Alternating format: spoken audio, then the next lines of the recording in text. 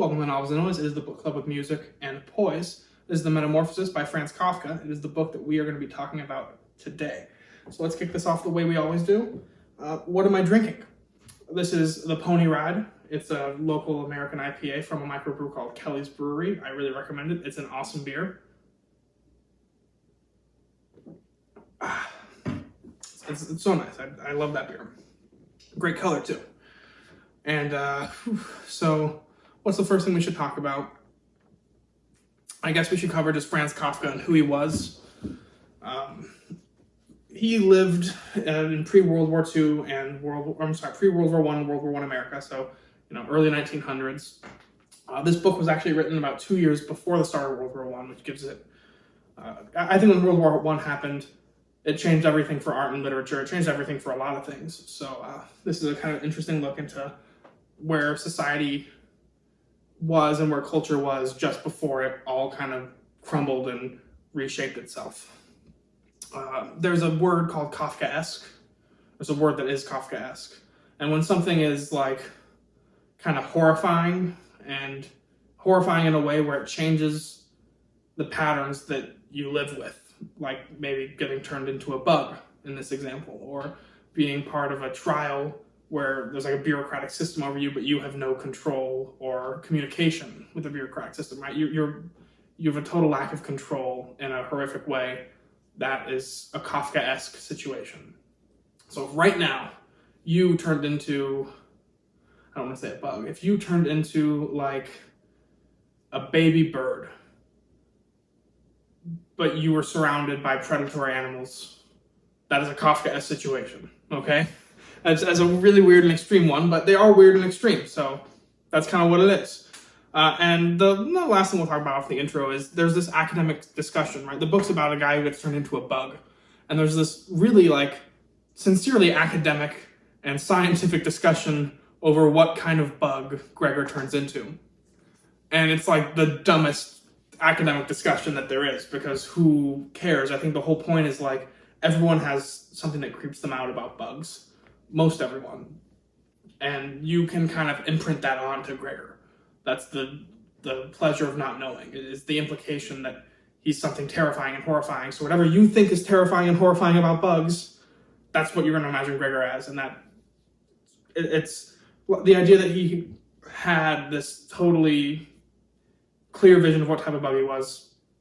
He clearly didn't. It was on purpose. Let's move on to a new segment called Cues for Use, where I ask you a couple questions. All right, Cues for Use. This is where I ask you questions, cues. Later on in the show, I will answer them myself, but the answers, or the questions themselves, are going to be written in the comments below. Come up with your answers. It'll be fun. And yeah, let's just do it. If you were turned into a giant bug, what bug would you most want to be?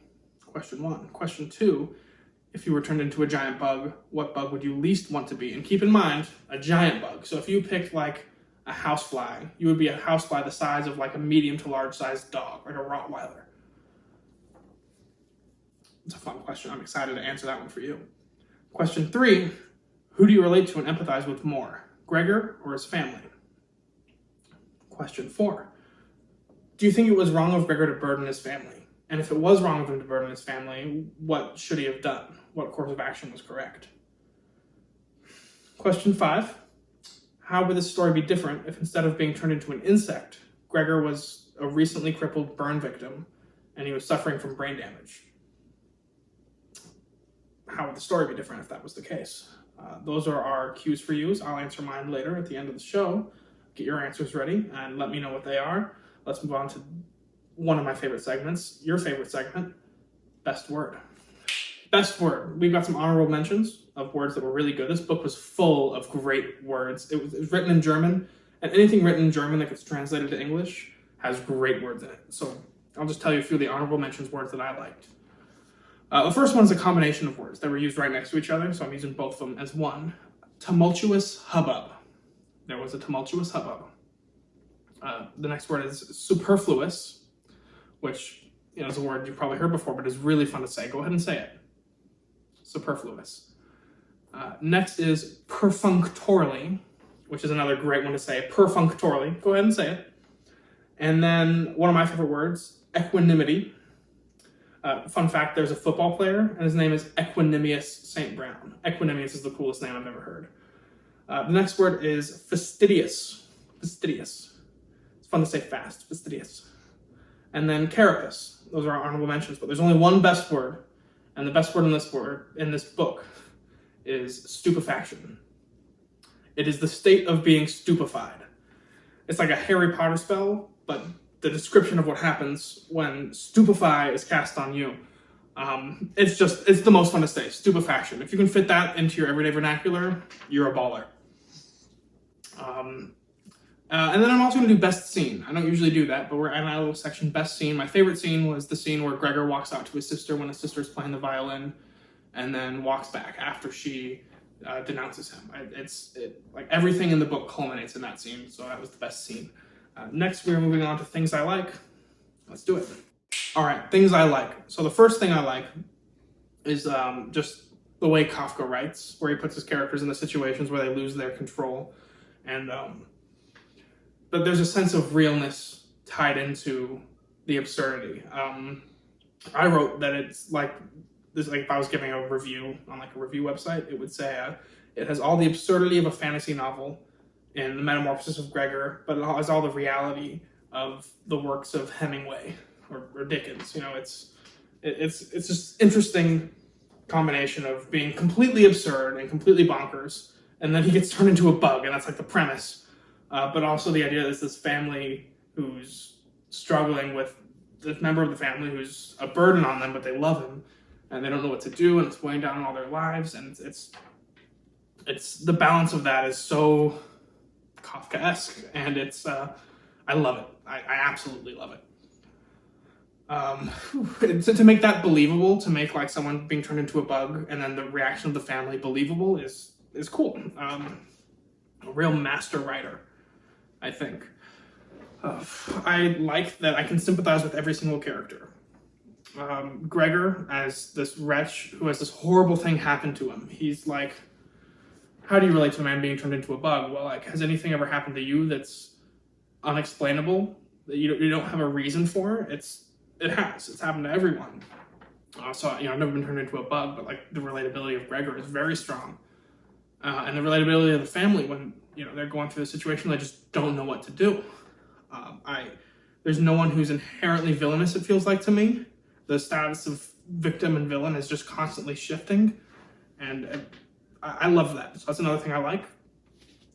Third thing I like. I love how vague he is, Kafka, with everything. With the cause of the metamorphosis, we never know why he's transformed into a bug, or what the meaning is behind it. What is it supposed to teach him a lesson, like in all these other books where there's like a doppelganger and a lesson is blank. There's no lesson, there's no meaning, and there's no really even description of what he looks like entirely, or what kind of bug he is. And I love it because that's super relatable. The idea that things happen in your life and there seems to be no meaning, and that's way scarier than turning into a bug, right? The idea that the things that happen to you are arbitrary and pointless, and that tragedy exists with no retribution is horrifying, and it's incredibly human. And that's what makes the book kind of frightening and real, not the horror elements. It's like how there can be a horror movie where it's just like jump scares and frightening monsters, and it's not that scary, but then you can watch Silence of the Lambs, and it's so like tearing you because it's real horror. It's a kind of a real horror. It's like the fear of meaninglessness, and the fear of tragedy with no retribution. I said it the way I wanted to say it. Yeah, that's it. That's all I have to say about that one. Brilliant. I like that in the end, Gregor's plight is really about his sister. That's the joy in the story. It perfectly balances, I think, tragedy and comedy to go with like the two most classic forms of plays, of writing with Shakespeare. It's tragedy and comedy. In this book, it's really a funny book. His dad throws apples at him. The tenants come out and they demand breakfast after like rebuking the family. Gregor, the whole book starts off with him on his back like a turtle and unable to move, and it's just like Charlie Chaplin sequence of him trying to get to the door and unlock the door as a bug when he's never moved as a bug before. It's really funny, and it's really tragic all at once, and it's just so brilliant. And to thread that line as well as Kafka threaded it, I loved it and I admired it, and I'm not sure I've read a book quite like it. It couldn't be made into a movie because of that. It's like you couldn't thread that line so well without the kind of narrative structure that a novel has. So I really recommend reading it, even though maybe you've already watched the summary. It's just a joy. Oh, so what's another thing I like? Let's see. I like the parallel of Gregor's physical state and his sister's belief in him. So like the first thing that happens when he gets injured because his father shoves him through the door. His sister comes in with milk and then with all the different kind of foods, and really carefully and really lovingly she's trying to care for him. And the wound that happened from his father shoving him through the door that he didn't fit through, it's like suddenly healed. Not suddenly, but he notices that it's healed when his sister does that for him. And maybe it's just even his perception of his own physical state that it is not his actual physical state. But later in the book, when she rebukes him, it's like, it's so hard to crawl. It's so hard to move. And she slams the door on him and says, thank goodness he's gone. And he goes on just to not be able to move and die. When just earlier he could go out to her violin playing with joy so easily. It was like he was walking on clouds. That parallel was very powerful. I liked it very much. It's one of the things that I liked. And that's all of the things that I liked. There were so many more, but I would just encourage you to read it and see what you think. And if you're curious more about what I think and what I like, talk to me in the comments. We're going to move on to our next section. Oh, this is a section that I love. It's the best section. Everyone knows it's the best section. No one's confused about it. We are moving on to haikus. All right, haikus. So this is the section where I write haikus for the book, and there's a little twist surprise at the end. It's pretty fun. Hold on. So, haiku number 1. Remember, haiku is 5 syllables, 7 syllables, 5 syllables. So you're a bug now. First things first, learn to use them. Itty bitty legs. It's haiku number 1. Haiku number 2. I took on your bonds. You were gratitude and joy. Then routine set in. Haiku number 3. This is like a haiku and a song all at once. Crawling on the walls, walking up on the ceiling. I'm an ugly bug. It's haiku number 3. And then our special little poem at the end is a double dactyl. Maybe you've never heard a double dactyl. Well, you're about to hear one. This is a double dactyl. Gregory Peggery, living in Germany, woke up one fine morning stuck on his back. Wiggling little legs, bugification, late for work, never mind, cut him some slack. A double dactyl. Those are our haikus. That is my double dactyl. And now we're going to move on to our I answer the Q's for U's. It is called IAQs for U's. All right, we're going to move on to IAQs for U's. And we're going to try to finish this beer by the end of this segment because that's also the end of the book club. Okay, question 1. If you were turned into a giant bug, what bug would you most want to be? God, I still haven't totally decided. It's hard. I wish a scorpion was a bug because then I would be a scorpion because they're so cool. But I have to say, it's called a tarantula hawk. And it's like this giant wasp-looking thing. And it's like black. It looks like the bug equivalent of like a fighter jet. It's the coolest. But honorable mention to something called the hummingbird moth. Because it's basically like a hummingbird, but it's a moth. Look it up. You won't regret it. Question number 2. If you were turned into a giant bug, what bug would you least want to be? This one was so easy for me. Any larva. Especially a maggot. If you turn me straight into a fly, I could live with that. But if I had to be a maggot, I would go the path of Gregor and starve myself to death because I would not eat poop or anything so disgusting. Question number 3. And please, again, let me know in the comments what your answers would be because I'm really curious. It's a kind of a fun question, especially those two. Question 3, who do you relate to and empathize with more, Gregor or his family? And as the book goes on, I think I empathize more and more with the family. I start with my heart for Gregor. Since the book is written from his perspective, it's really easy to say, I like that guy, he's the protagonist. But I think the amazing part is that you can empathize with both. Although myself personally, I empathize and relate more to the sister by the end of the book. So question 4, do you think it was wrong of Gregor to burden his family? If so, what should he have done? And that's a super tough question, because I want to say that Gregor needs to keep up hope, right? What I don't want to happen is for Gregor to be turned into a bug and then to give up. That's lazy and it's easy, and it shows a lack of strength of character.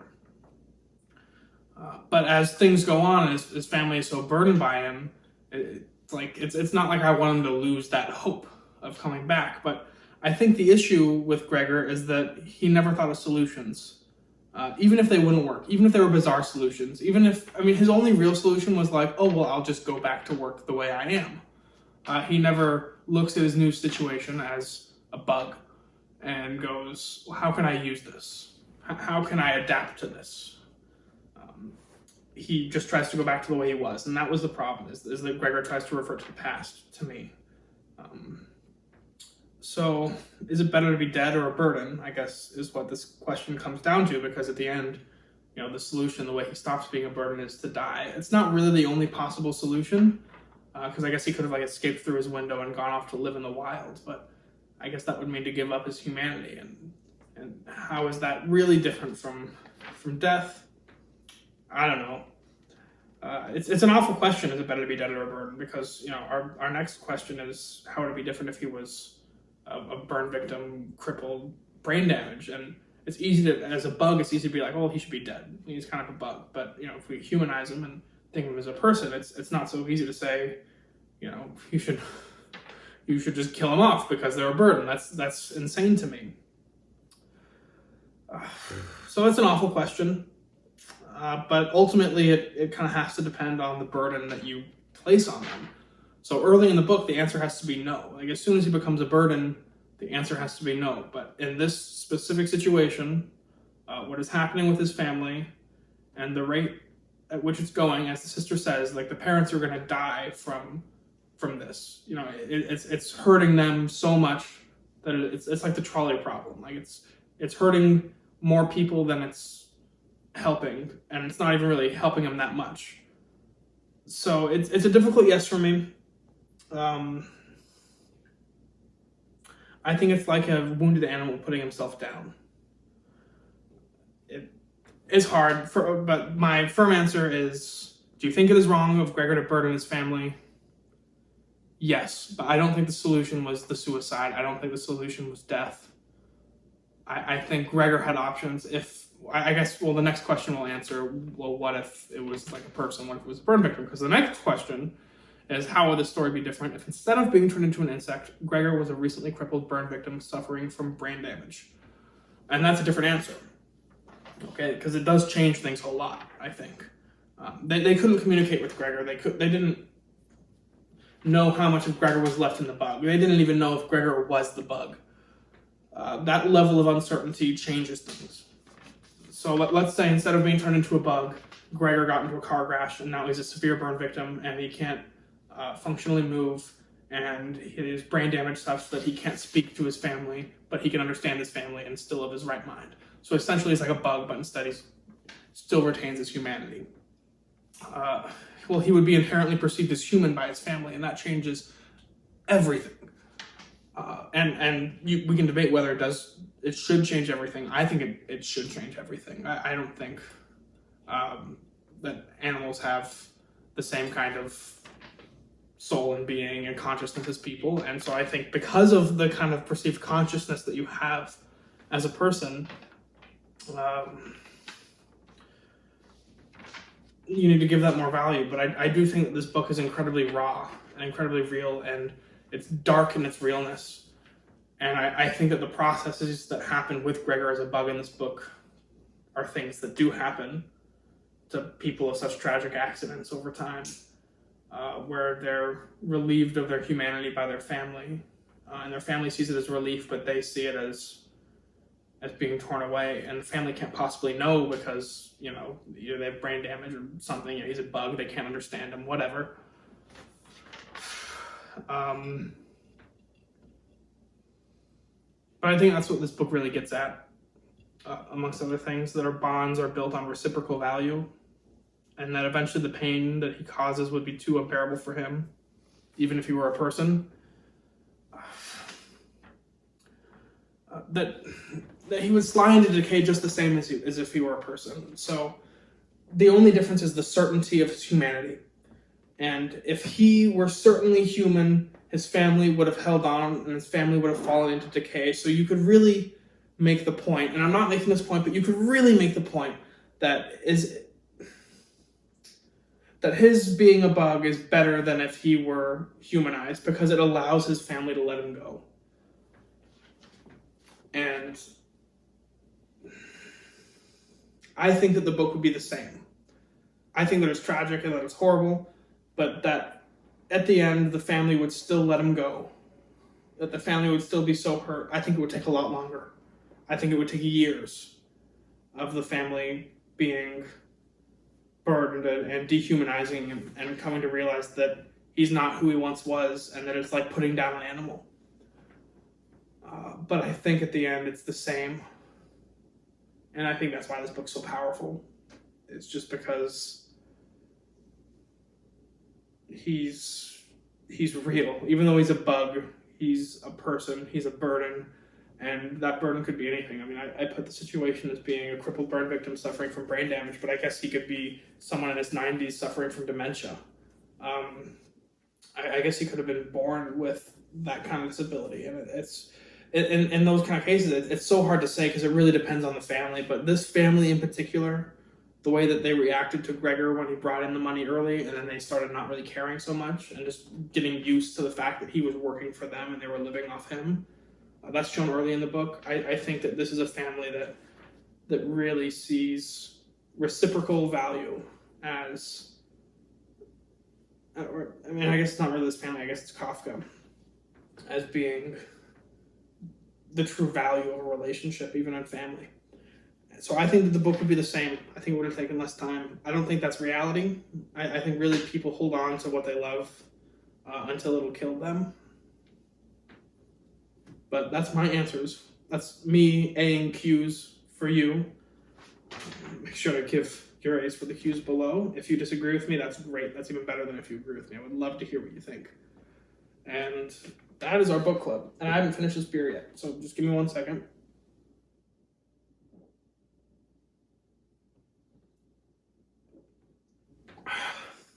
And with that, we are done.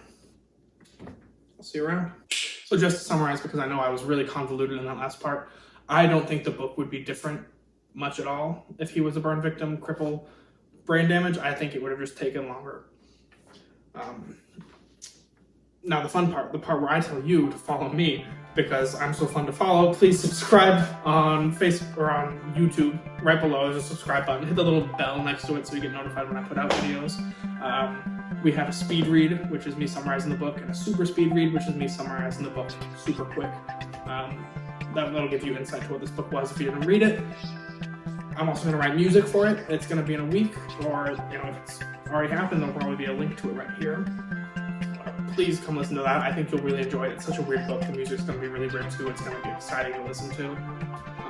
I'm really enjoying doing this. I hope you're really enjoying watching this, and I'll see you around.